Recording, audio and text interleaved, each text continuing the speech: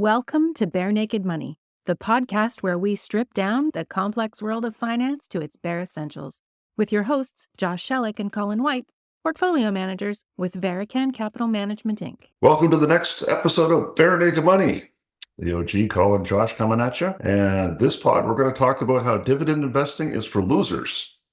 Right, Josh? Pretty much. I think that's it. So we're going to do a little bit of a dive, and I could give some backstory. I mean, Josh probably doesn't even know this. What tweaked me in wanting to have this conversation was one of our team had a conversation with an advisor at another firm who, when they found out that we did not offer a dividend sleeve or dividend-specific investing, that obviously we didn't know what we were doing, because that's where everybody should have their money, and therefore we didn't know what we were doing. And it rankled me a little bit. Rankled, I guess that's a good word. Would rankled be a good word for that, Josh? Based off of how I know you, I think that's a fair comment. Yes. Well, maybe Josh, why don't you take the side of light and the side of goodness? Why do people have such a fondness for dividends right out of the gate? Where does this love affair begin back in the annals of academic investing? Why is it seen as such a good thing? So the academic parts, I'm going to put that aside for a second, but I'm going to answer answer whatever question you want. Yeah, I'm going to answer why do people see this in such a positive light? And I think it's because it is a very tangible and consistent and observable thing. It's easy to identify that this stock has a 5% dividend yield. Dividends are fairly consistent. I'm going to get 5% all the time. The market can go up, the market can go down. I'm getting my 5%. I'm getting paid every quarter. I'm happy with that. And it's easy to see and it's tangible. And I think that is why there's such an appeal of the dividend investing idea. It's an easy story. As an advisor, it would be very easy for me to convey to somebody, hey, your stock can go up and go down. You get your 5%. You should be happy every year. And I don't agree with that take, but it's very easy if I wanted to have a simple story for somebody as to why dividend investing is great, I could convey it very easily. And so I think it's all those things that have come to the forefront when this push for dividends is so appealing for some people. Yeah, and I think one step further is people also see it as profit. They equate dividends with receiving profit. Therefore, I'll leave my capital invested and I'll keep taking the profit off of it in the form of a dividend. So there's a very direct correlation in mind. It's an oversimplification that's not true, but it is, hey, as you said, it's easy to say to somebody, it doesn't matter what the market does, you're going to get your money, and it's, you're just taking your profit off the table. Well, I'm just taking my profit and my capital's still there. I mean, there's a whole bunch of leaps there that are tragic, but that's the line of thought. Would that fill it out a little bit? Yeah, I think that's fair for sure. All right. So, and it's funny, I was reading a piece on the RBC website on their ETF dividend investing about how dividends lower portfolio risk. Do you think that's a statement that can be made carte blanche, Josh, without any caveats or explainers? Like you could just say dividends are less risky? No, that's definitely not true. Even in a theoretical or academic sense, it's not true. I think what is true is maybe a derivative of that, in that more mature businesses tend to pay higher dividends. So dividend paying companies may be more stable than non-dividend paying companies. And I think if you look at things that way, and if you don't control for any of the external factors, then I think that could be a true statement. Or as I would say, depending on how you squint and hold your tongue, yeah, maybe that's true. Yeah. But yeah, you're right, older, more mature companies. But there's also, I don't want to jump around too much. I want to try to keep this in some kind of a story. But dividend stocks do tend to be way more interest rate sensitive than other parts of the market. They tend to move, because again, and I've seen it happen, and I've had clients tell me it happened. They walk into the bank and they're looking at a 4% GIC, and the advisor says, well, I can get you a 5% dividend. That's better. Yeah. So people get diverted from a 4% GIC into a 5% dividend paying something or other.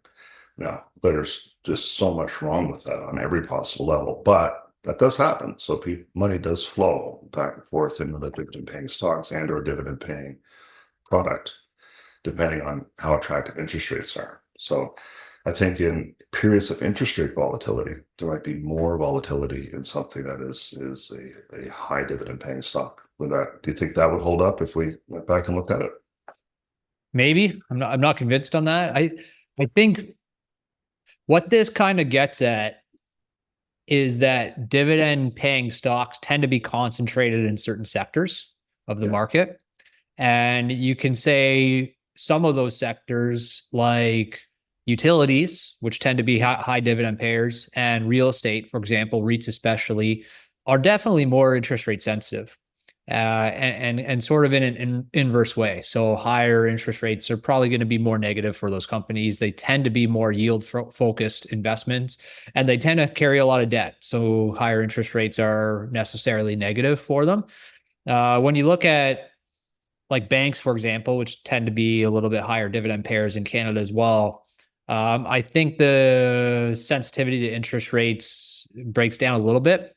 There's definitely some sensitivity there. I don't think it's necessarily the same obvious inverse relationship that you'd get from some other sectors. So I think there's some truth to what you're saying, but I think it's more related to the sectors that those dividend paying companies are concentrated in rather than a function of dividend paying companies themselves necessarily being sensitive to interest rates. If we had stopped this podcast with, don't worry about the markets, we're just going to pay you a good dividend on your money and your capital will still be there, people probably would have been happier with us. But we would be very disappointed in ourselves, Colin, and that matters a whole lot. Yeah. So, and again, just to go back on the history a little bit, to kind of go back and forth, dividends ostensibly are when a company has money that they've earned that they cannot invest back into the business and earn money on it, like almost too much money. Now, what you hope is management of a firm would take earnings and take a look at opportunities to reinvest them back into the business at a hurdle rate, meaning that they're going to get a return on it above a certain mark. And if they don't get that return, they would then choose to return the money to the shareholders so that they could reallocate it into the economic engine. And if it works that way, then that's the most efficient from a capitalism perspective. Company can't use the money above a certain hurdle rate, give it back to the investors, let them go choose where they're going to put it, and they'll reallocate the capital into something that's good. But it's kind of morphed beyond that, and if it ever was that, I'm talking theoretically only, but I know in the last 10, 15, 20 years, it has gotten way away from that. And now we're looking at, when somebody is paying a dividend, well, what's your payout ratio? And sometimes they're paying out more than what they're earning, or sometimes they're paying out less. Sometimes they're paying out way more than they're earning, which means they're borrowing money to pay out to the shareholders in some odd way, trying to support their share price by paying out dividends. And they've done some kind of mental gymnastics. Either it's the corporate compensation package or the cost of borrowing is such that it makes sense. But it's gotten pretty murky in the last, 5, 10, 15, 20 years. Well, let's take your time horizon, Josh. Since you've been involved, have you noticed any movement in how dividends, air quotes, are used? Not really. I think it's been so I think capital allocation is changing somewhat, maybe in a slightly different way than you're describing. But I think that tendency. So maybe I can just paraphrase what you're saying, what I think you're saying, Sure. And that's that companies are now very focused on maintaining their dividend, because it has direct implications for how the market views their stock. And companies may be willing to continue a dividend when it doesn't make the most sense. It's not maybe optimal for their business. And I think that that's true. Is that kind of what you're saying? Yep. Yeah. And I don't know that that's changed since I've been around. I haven't been around long enough maybe to see it change, right? To see it evolve the way that you're describing. But I think one thing that has changed, especially in the US, is that companies are moving away from dividends in favor of share buybacks, which is just a different way of returning capital and maybe a more intelligent way of returning capital to shareholders, because it doesn't have to be the same percentage or same amount every quarter like a dividend does. And it gives the company a little bit more flexibility to adjust to changing market dynamics, which is how a company should operate, quite frankly. Well, and it is something that can be prone to manipulation in the right circumstances, because you do have corporate compensation packages that have shares involved in them and stuff. So there can be, in some situations, motivation at the table to manipulate the dividends in such a way to support corporate compensation over any particular goals of the company or goals of the shareholder as well, because it is something that can be gained. Like you can play with dividends and you can have an effect with it, and anything that can be gained will be gained, and it depends on what the motivations of the people are involved. So that's where it gets murky. That's where I get really, I don't believe that it's a simple thing. Hey, I'll just give you the money. Don't worry about the market. She'll give me your profits. I'll leave my capital there. That math doesn't fly. There's way more under the hood than that, for sure. Yeah. So let me, taking that first question that you asked about why do people do this, let me throw one back at you, which I think is, it's on a simple level, it's a reasonable argument, but I want you to poke some holes in it. So let's say I have $100,000 invested in whatever dividend paying company X, and the market's down. I don't want to sell my company. I don't want to sell when it's down, but I'm getting a dividend and I'm able to live off of the dividends that are paid to me. I think this is a big argument, right? I retire, I buy dividend paying stocks, I'm able to live off my dividends. Tell me why that does or doesn't make sense as an argument for dividend payers. Well, again, it's viewing that the dividends as being, something that can't change. That's part of it. We saw this with Algonquin here not that long ago. We picked an entry point after a dividend cut. Now, Algonquin was one of the utility companies that was paying a very stable dividend for a long period of time, and all of a sudden you wake up one day and it goes away. And I think there's an overconfidence in dividends, and there's a lot of blue chip companies that pay dividends. Nortel was a blue chip company.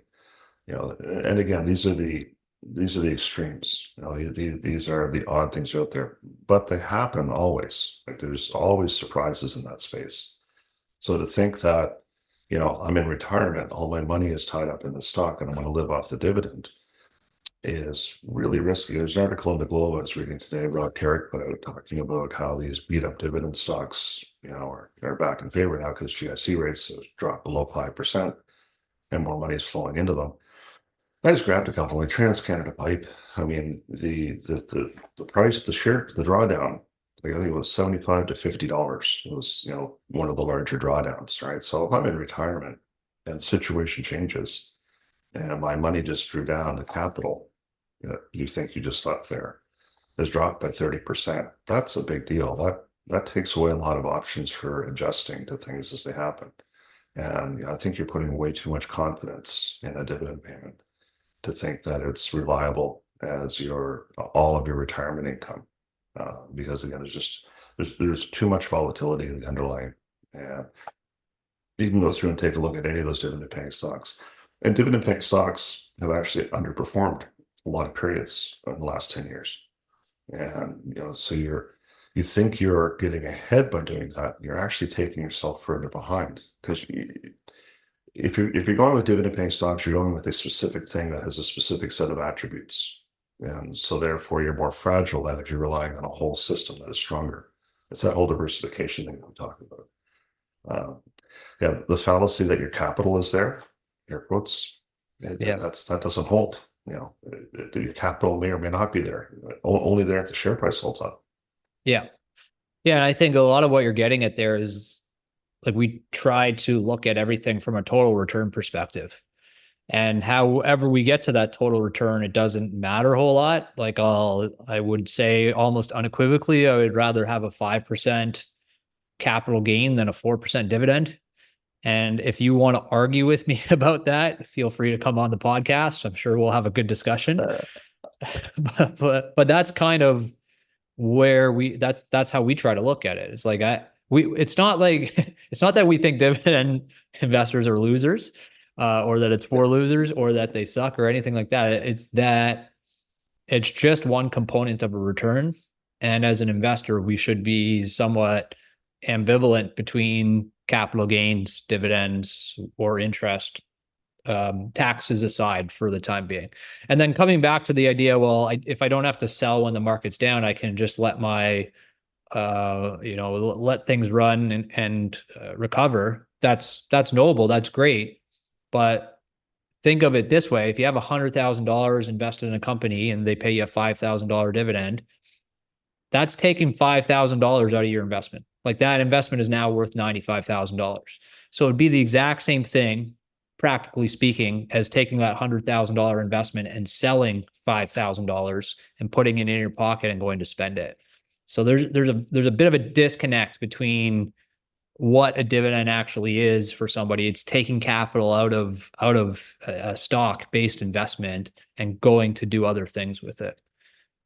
And just to bunny trail off for a second, this is something else that's floated out there, because there is slightly preferable treatment to Canadian dividends, for a Canadian shareholder. So there are those who believe Canadian dividends are the only thing. Now you've really gone further down the bunny hole, and you have concentrated your portfolio even further from a geographic perspective.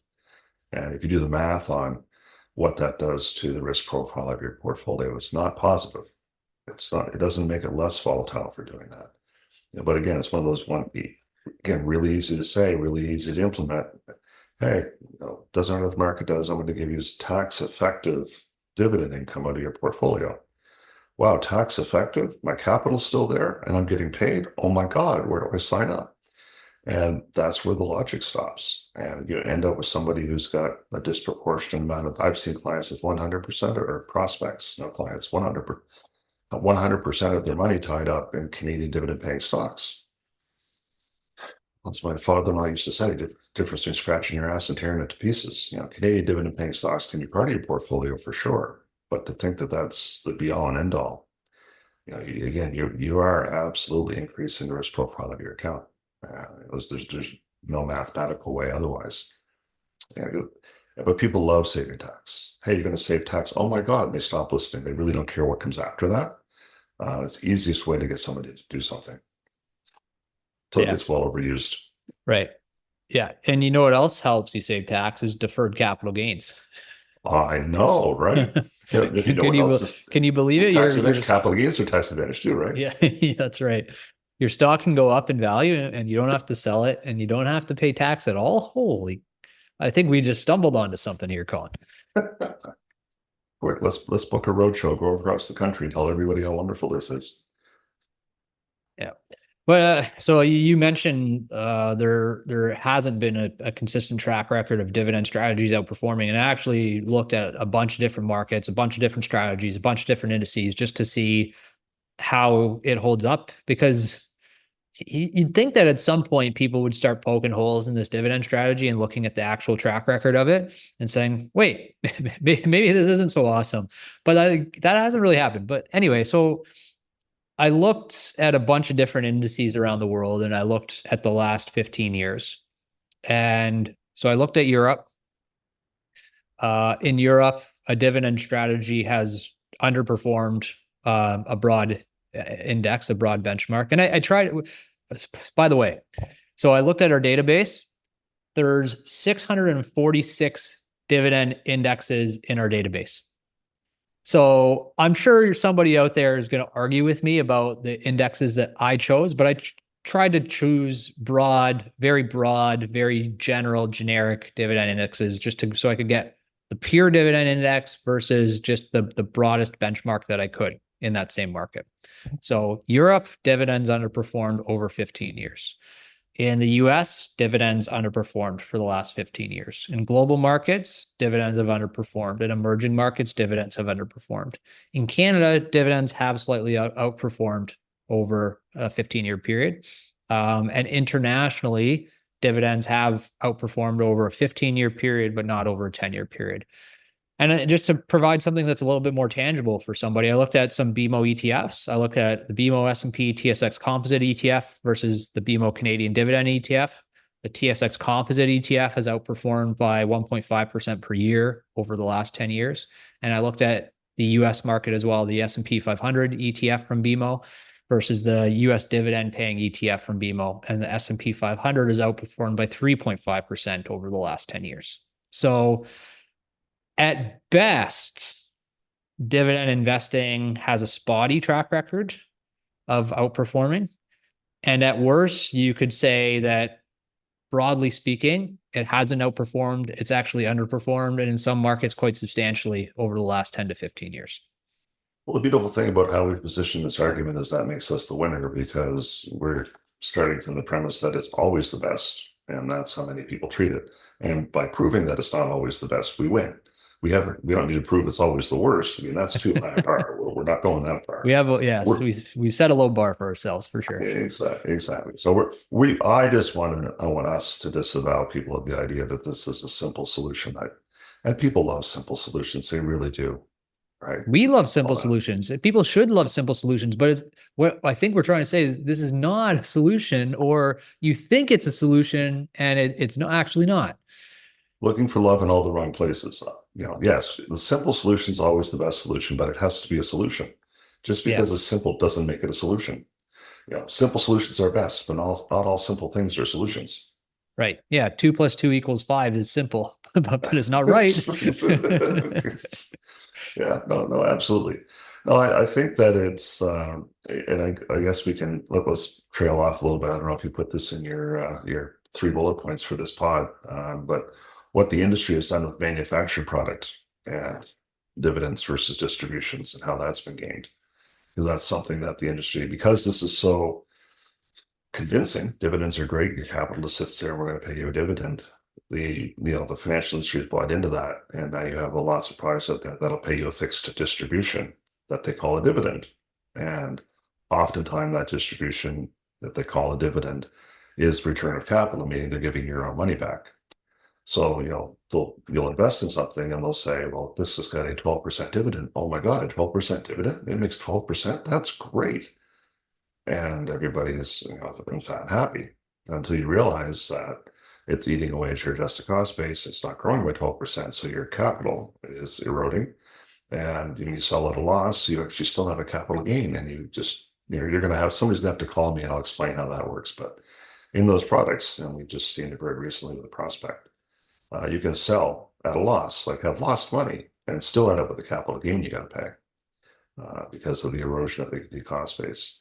So dividend and distribution get used interchangeably, and I've attended presentations where I've corrected the presenter who refused to be corrected, because a distribution is way different than a dividend in a practical sense, and often has a return of capital. And those can be ETFs, they can be mutual funds, they can be any kind of product out there. They put a fixed distribution or dividend on them, specifically aimed at the retirement group, and say, this has got an 8% dividend. Oh my God, that's way better than my bank stock. And that's all. Everybody stops talking at that moment, and the client goes into the product and wakes up 10 years later and wonders how they got there. Yeah. And a lot of times they'll just use the term yield. You have an 8% yield on this product. Okay, well, what does that mean? Yeah. Does that mean that it's actually earning 8%, or does that mean that you're just taking my initial pool of capital and giving me 8% of it back every year?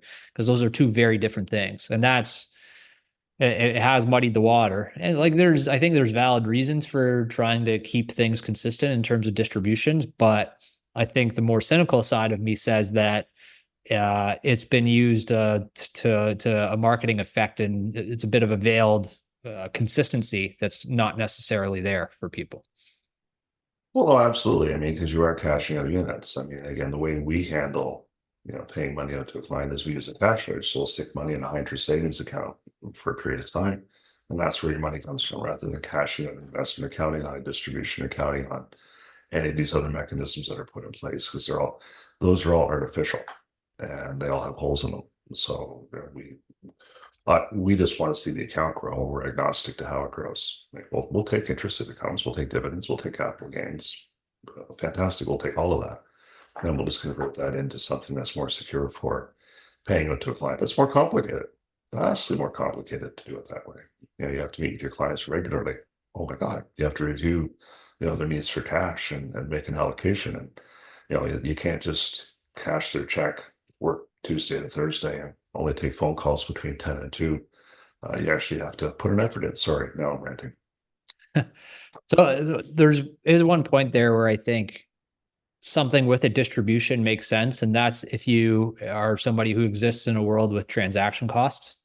So if you are paying a commission for every sell that you have on a monthly basis, then you can kind of talk me into, I need the dividend so I don't have to pay to sell my stock every month to get the cash flow that I need.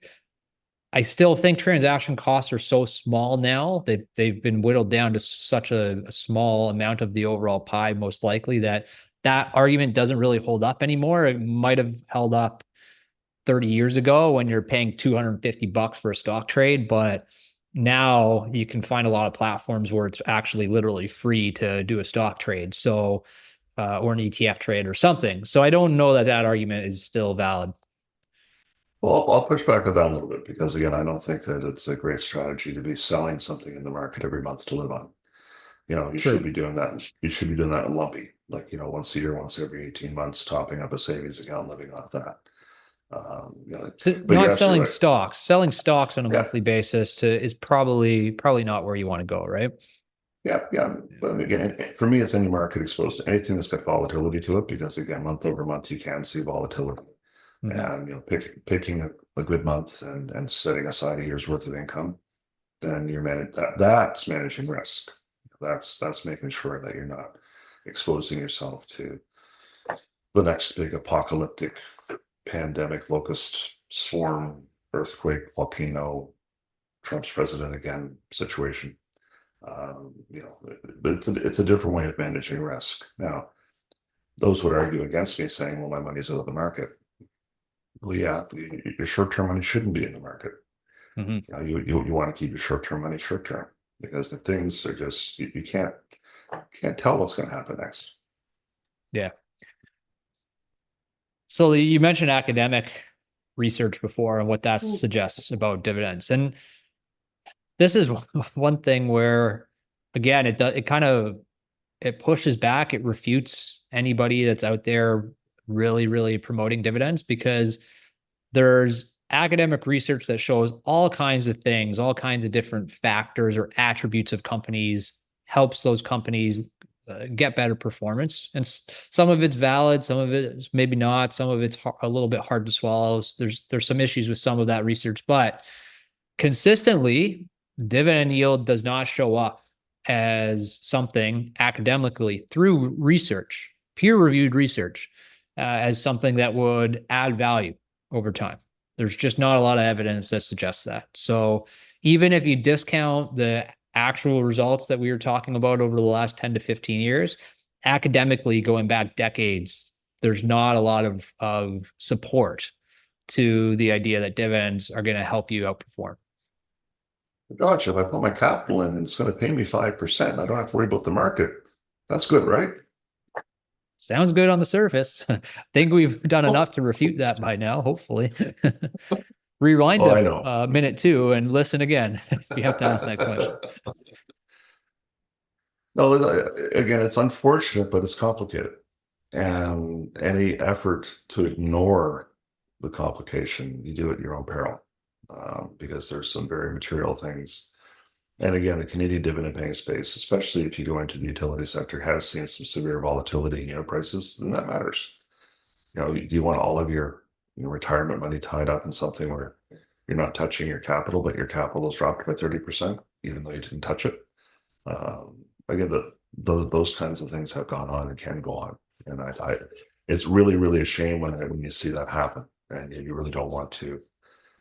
I don't like seeing that happen. And that's why I got on the soapbox about this. I don't like people having displaced confidence, because, man, it hurts when you fall off. That really, really hurts. And that confidence is just not warranted. So please, please, please don't think dividends are, God's gift to anything. It's part of the money you want to make, but you really shouldn't rely on that as the sole metric that you're using. As we leave on so many of these podcasts, we remind people that diversification is super important and maybe the most important thing when investing. And almost by definition, dividend-focused investing is reducing your diversification, sometimes to a significant extent. So if you take anything away from this conversation, maybe that's it. And dividends are for losers. If you're breaking a sweat trying to figure out what your financial advisor is talking about, you're not getting the service you need. You probably hate trying to get an answer from them, but you also think moving your accounts will be a headache, and it might be. But working with don'trocktheboatwealthplanning.com or .ru isn't exactly stress-free, is it? Call us. We will demystify the world for you.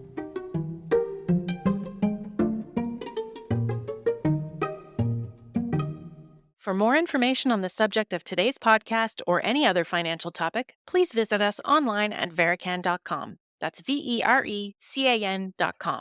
There's plenty of information there, or you can reach out to someone on the team. Thanks for listening. Please note, the information provided in this podcast is for general information purposes only. It is not intended as financial, investment, legal, tax, accounting, or other professional advice. Our discussions are not a solicitation to buy or sell any securities or to make any specific investments. Any decisions, based on information contained in this podcast, are the sole responsibility of the listener. We strongly advise consulting with a professional financial advisor before making any financial decisions. Listeners should be aware that investing involves risks and that past performance is not indicative of future results.